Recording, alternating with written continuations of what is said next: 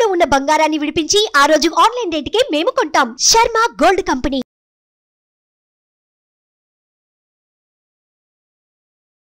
నమస్కారం, సుమన్ టీవీ ప్రేక్షకులకు స్వాగతం.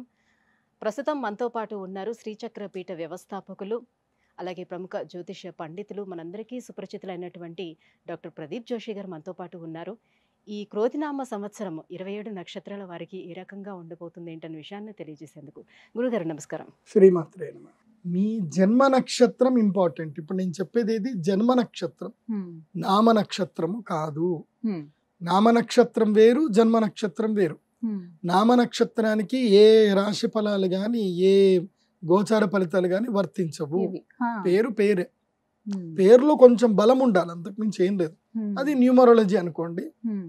మిగతాదంతా కూడా ఇప్పుడు నేను చెప్పేటువంటి నక్షత్ర ఫలితాలు ఏవవుతున్నాయి నామ నక్షత్రాన్ని బట్టి, సారీ నేను చెప్పేటువంటి పరీక్ష ఏవైతే నక్షత్ర ఫలితాలు ఏవైతున్నాయో ఇవి జన్మ నక్షత్రం అయితే తెలుసుకోవాలి.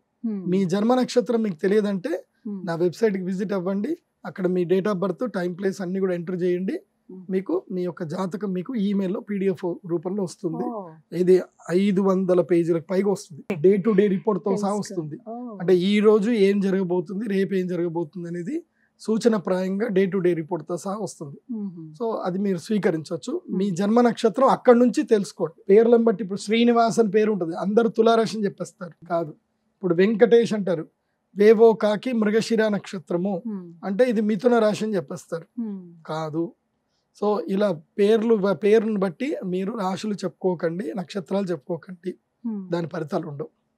సో ఇప్పుడు ఈ సంవత్సరము క్రోధినామ సంవత్సరంలో ఒక్కొక్క నక్షత్రం వారికి ఎలా ఫలితాలు ఉన్నాయో చెప్తాను. అందరూ జాగ్రత్తగా వినండి. మీ జన్మ నక్షత్రాన్ని బట్టి మీరు నోట్స్ రాసుకోండి. గురుగారు, హస్త నక్షత్రం వారికి ఈ క్రోధినామ సంవత్సరం ఎలా ఉండబోతుంది, ఇంకా వాళ్ళు ఎటువంటి పరిహారాలను పాటిస్తే మరింత యోగ్యదాయకంగా ఉంటుంది? శ్రీ గురుభ్యో నమః. శ్రీమాత్రే నమః. హస్త, హస్త అంటే ఏంటి? చేయి. హస్తం పరహస్తం గతం గతః.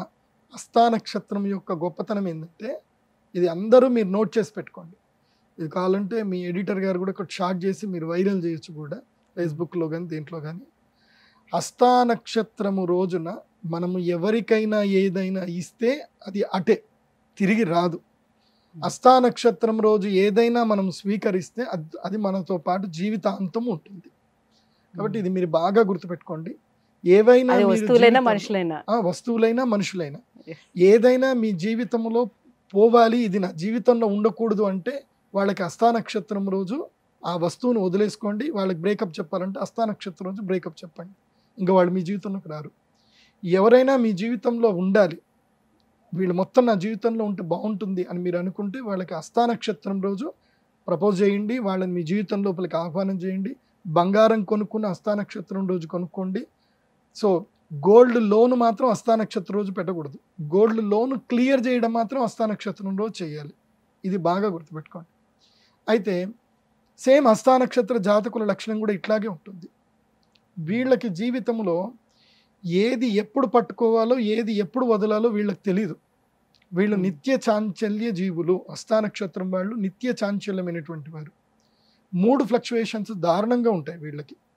ఎంత దారుణంగా ఉంటాయంటే, ఈ క్షణం ఒకటి ఆలోచిస్తారు, మళ్ళీ ఇంకో క్షణం ఇంకోటి ఆలోచిస్తారు. మీరు ఎవరైనా సరే, మీ యొక్క వైఫ్ కానీ మీ హస్బెండ్ కానీ మీ ఫ్రెండ్స్ కానీ ఎవరైనా హస్త నక్షత్రం ఉన్నారనుకోండి, వాళ్ళ గురించి వాళ్ళు ఏం ఆలోచిస్తున్నారు, వాళ్ళ ఒపీనియన్స్ ఏంది, ఇవి అడగడం మానేయండి. ఎందుకోసం అంటే వాళ్ళ ఒపీనియన్ ఒక క్షణంలో మారిపోతుంది. వాళ్ళకి నచ్చినవి ఈ క్షణం ఉంటుంది, నెక్స్ట్ క్షణం మారిపోతుంది. సో వాళ్ళకి 3 ఫ్లక్చుయేషన్స్ దారుణంగా ఉంటాయి. కానీ ఒకటి మాత్రం ఉంటుంది, వాళ్ళకి మాత్రం పక్కా క్లారిటీ ఇంటర్నల్గా ఒకటే ఉంటుంది. వాళ్ళు అనుకున్న క్లారిటీ పనే చేస్తారు, కానీ ఎదుటి వాళ్ళు మాత్రం పిచ్చోళ్ళు అయిపోతారు వీళ్ళతోటి ఉంటే.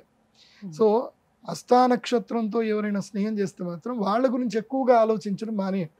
వాళ్ళు ఏది అరిచినా ఏది వేసినా సరే ఓకే ఓకే అని వదిలేయండి తప్ప వాళ్ళ గురించి సీరియస్ తీసుకోకండి.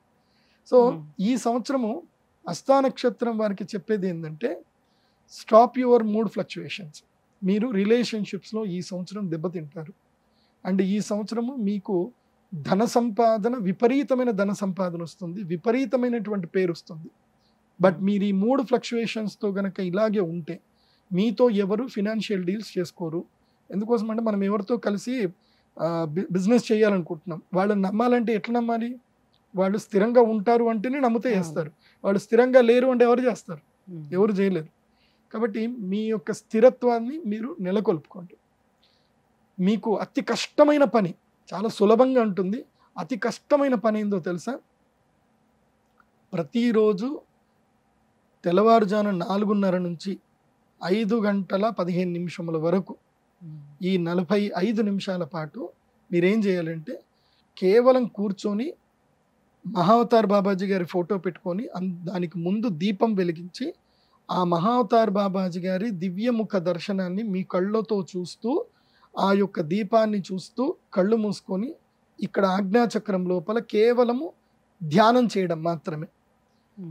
ఉశ్వాస తీసుకునేటప్పుడు సో అని, నిశ్వాస వదిలేటప్పుడు అహం అని అనుకోండి. సోహం మెడిటేషన్ చేయండి. ఇది నేను చెప్తున్నాను కదా, ఇది మీరు అస్సలు చేయలేరు కూడా. హస్తా నక్షత్ర జాతకులు ఈ మెడిటేషన్ చేయడం అంటే వాళ్ళకి ఏకాగ్రత కుదరదంటారు. కుదరదు. చెప్తున్నా కదా, అదే మూడ్ ఫ్లక్చుయేషన్ పోవాలంటే ఏం చేయాలంటే ఆజ్ఞాచక్రం మీద కాన్సన్ట్రేషన్ చేయాలి.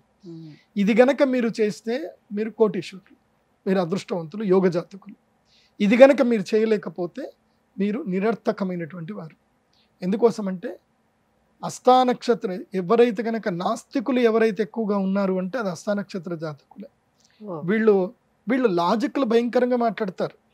వీళ్ళకి ఏ పని చేస్తారు కానీ లాజిక్లు మాట్లాడతారు.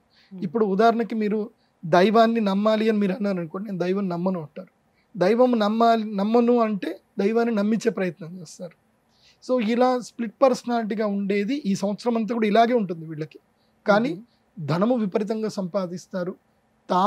తమను నమ్మిన వాళ్ళకి అందరికీ కూడా చక్కగా సిరి సంపదలు ఇస్తారు. ఈ సంవత్సరం దానాలు చేస్తారు. ఈ ప్రాబ్లమ్స్ అన్నీ కూడా సెటిల్ అయిపోతాయి. ఈ సంవత్సరంతో అత్యంత ఉన్నత స్థాయికి వస్తారు.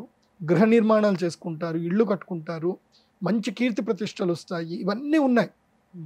కానీ పాలల్లో నిమ్మ చుక్కబడితే ఎట్లాగైతే పాడైపోతుందో మీ మూడు ఫ్లక్చుయేషన్స్ వల్ల ఈ వచ్చేటి అని కూడా పోతాయి.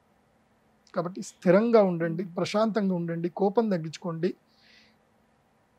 ఏదైనా సరే నవ్వుతూ పలకరించండి, అందరినీ నవ్వుతూ పలకరించండి. కోపం పూర్తిగా తగ్గించుకోవాలి.